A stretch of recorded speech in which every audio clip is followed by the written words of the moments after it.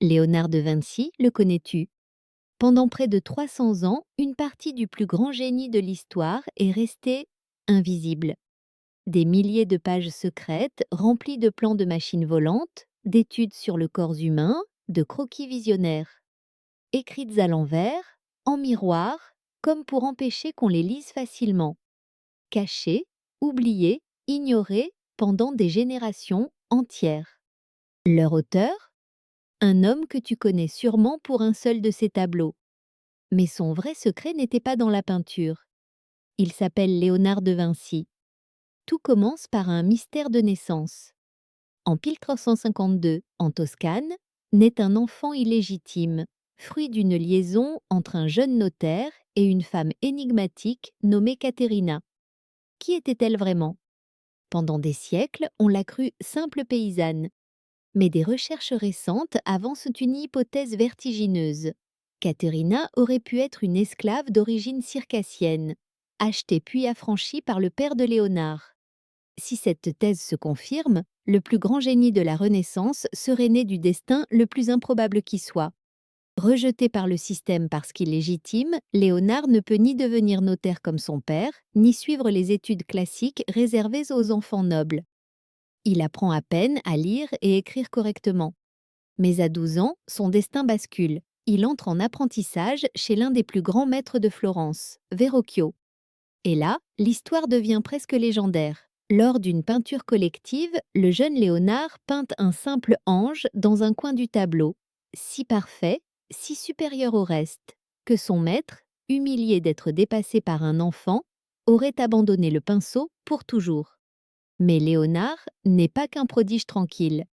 À 24 ans, il est arrêté et accusé, avec 3 autres hommes, d'un crime grave pour l'époque, la sodomie, alors passible de mort à Florence. Il est acquitté, probablement grâce à des soutiens puissants. Mais l'affaire laissera planer un doute sur sa vie intime pour les siècles à venir. Léonard devient alors bien plus qu'un peintre. Il se rêve ingénieur militaire, architecte, urbaniste.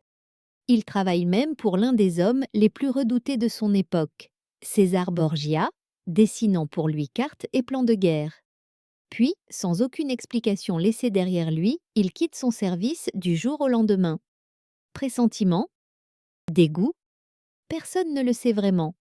C'est à cette époque qu'il commence le portrait d'une inconnue florentine, Lisa del Giocondo. Ce tableau, il ne le lâchera plus jamais.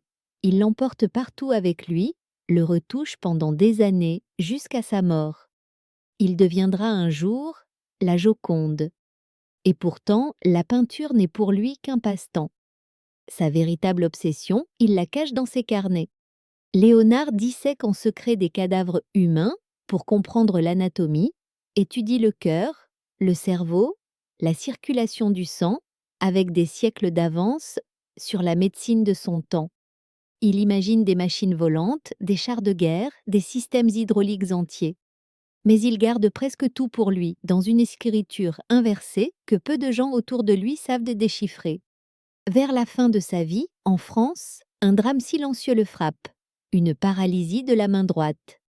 Lui, l'un des plus grands artistes de l'histoire, ne peut presque plus tenir un pinceau.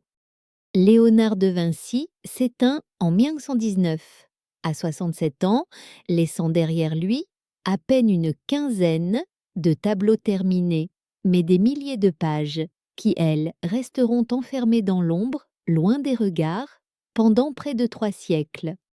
Ce n'est qu'à la toute fin du XVIIIe siècle que ces carnets referont surface, révélant enfin au monde que l'homme derrière la Joconde n'était pas seulement un peintre, mais l'un des esprits les plus visionnaires que l'humanité ait jamais connus. Et toi, le connaissais-tu vraiment?